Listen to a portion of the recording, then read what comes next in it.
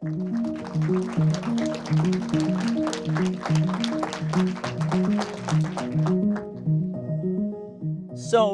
how did this project come about in the first place? Well, Dottore Turner, who's a producer who worked with Jamie Foxx, had this idea. And he pitched it to Jamie, who got very excited, who then pitched it to Kevin Hart. So there was a Zoom when all four of us were on the Zoom, which was mainly me watching Jamie and Kevin be the funniest human beings on earth, right? And I'm like, whatever they want to do, I'm in. Like, what's to think about? And we took it to Apple, and you know, I was super excited about it because several years ago I had made another movie for Apple about the life of Sidney Poitier. And he's the alpha, he's the big bang, right? We all stand on his shoulders. And having done that, I kind of wanted to do a companion piece that would go, okay, here's the beginning, here's where we are today. And suddenly it arrived perfectly wrapped. So it was a joy to, you know, do the bookend. I'm curious what the interview process was like. We see a bit of a moment, which we see at the start of the film, where Denzel Washington sits down and says, "What is this about?" I don't know if that is a joke or if he really didn't know what he was getting in for. A bit of both. I had interviewed Denzel earlier that year or so for the Sidney Poitier movie because he was very close to Sidney. So I'm calling again, and he's like, "What? You want to do it? What? Another interview?" You know, I was like, "Yes, you have to do it." And you know, I kept getting calls. They were like, you know, from his reps going, "I'm not saying he's not going to do it." I'm like, "Oh man." So he did it, and we have fun like we always did. Now, I mean, you're part of this history. You knew a lot of this history, especially from doing the Poitier film. Mm-hmm. But when you're doing these interviews, are you also learning parts of this history that you didn't know? Well, yeah, I had worked with a lot of the people on other projects, or we knew each other socially, but that doesn't mean, you know, we asked questions which they gave really surprisingly honest answers to, and stories I had never heard before. I mean, when Laurence Fishburne talks about being 14 years old on the set of Apocalypse Now in the Philippines, and he's asked to do a scene about sex, and he's 14, he's never had sex, he can't deliver the performance that Francis Ford Coppola wants. And he could tell Francis is disappointed. And they're doing 40 takes. And he's dying inside.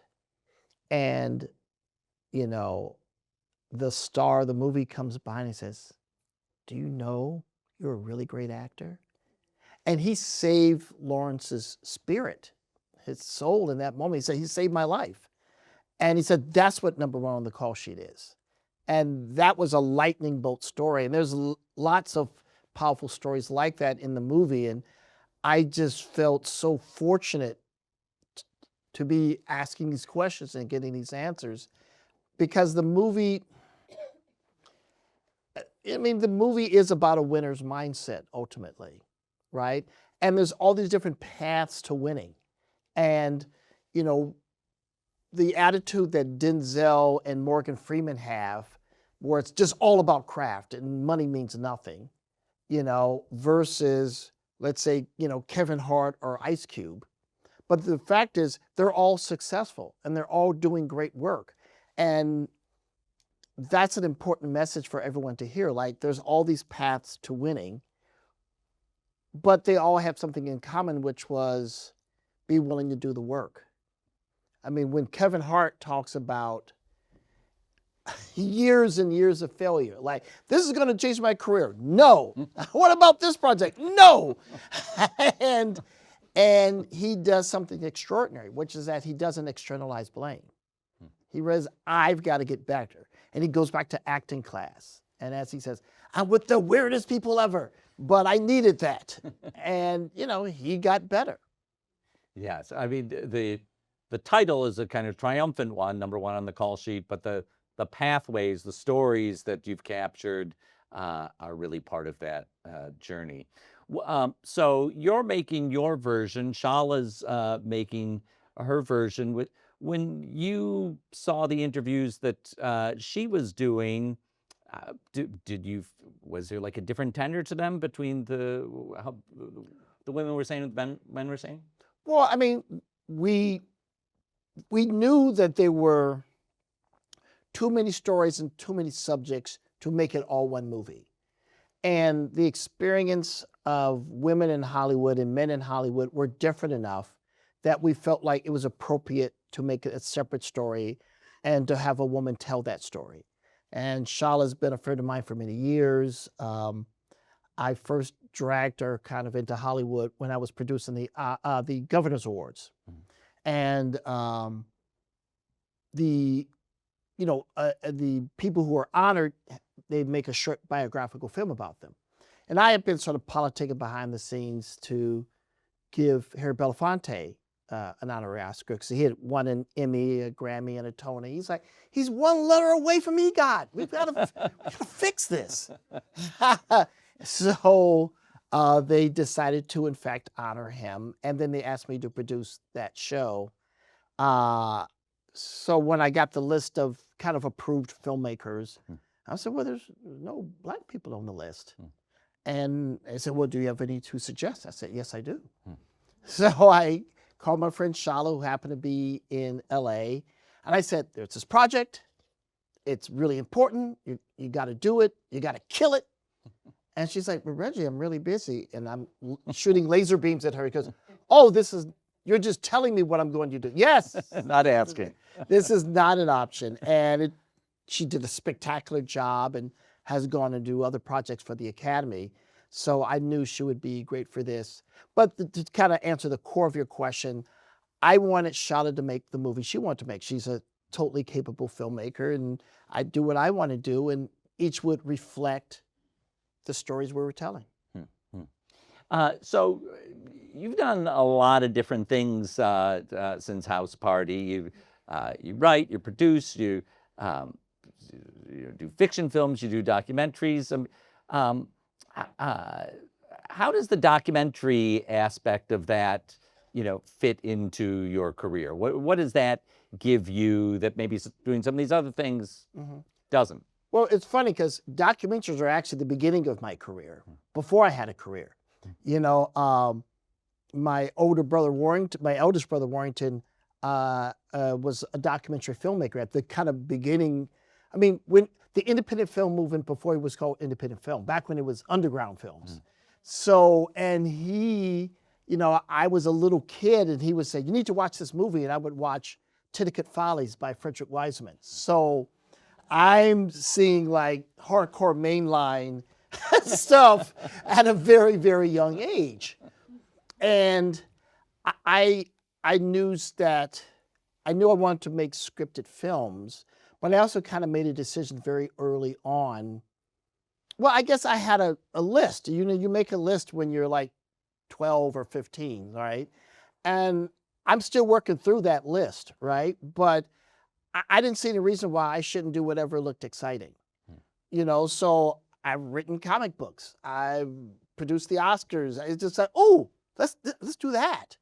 And so me finally starting to do documentaries, like I got a call to make a movie about Clarence Avant, who's,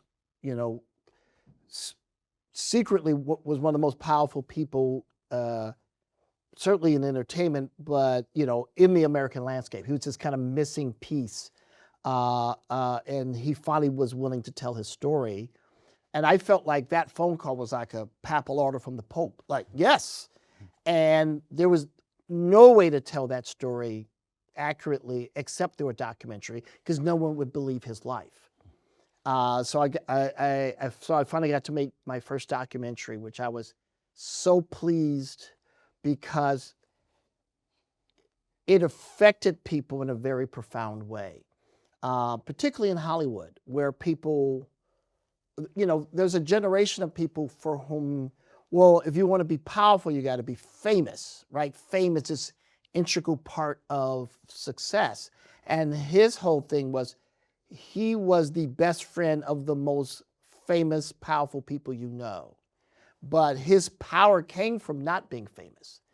So that really affected a lot of people. Like, oh, there's another model.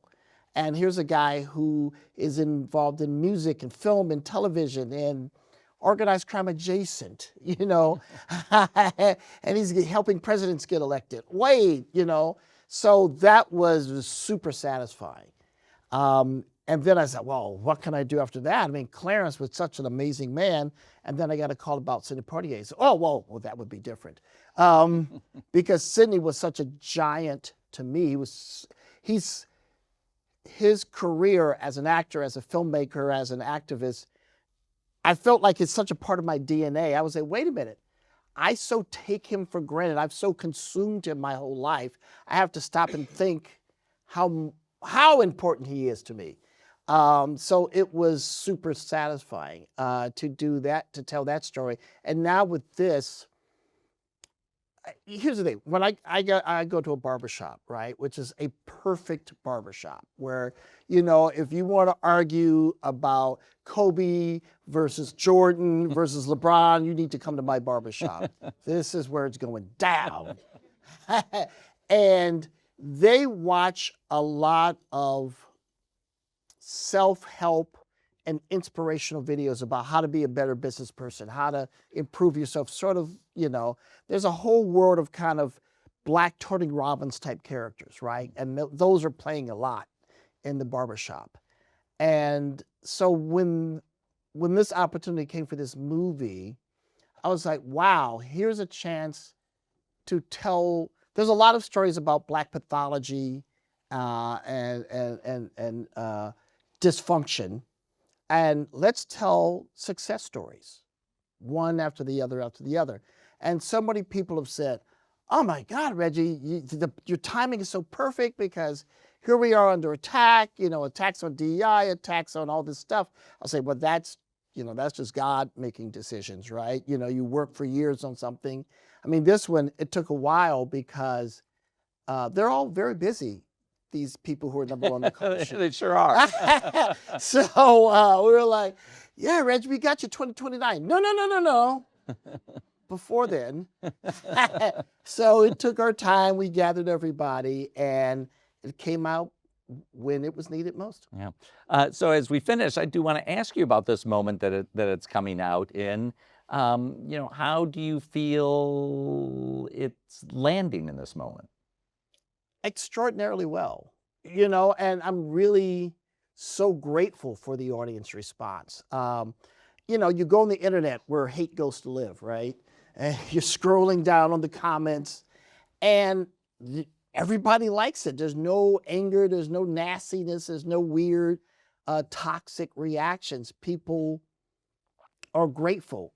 And it's not just people in the industry. It's very helpful whether you're an actor or a filmmaker or any part of the entertainment business, but it's inspirational no matter what you do. You could, you know, you can be a garbage man, you can be a secretary and be inspired by these men and women and their stories of how to overcome and how to succeed. And, I aspire to make movies that are blueprints for living, right? You want to entertain. I want people to laugh. I want people to cry. But most importantly, I want them to see it and go, yes, I needed that because that can help me improve my life. And that seems to be the cumulative response to the film, which is I'm very grateful for. Well, it's certainly a film I felt like I need that at any time to watch this film. So go see it on Apple TV+. Thanks very much, Reginald Hudlin. Thank you. Appreciate you.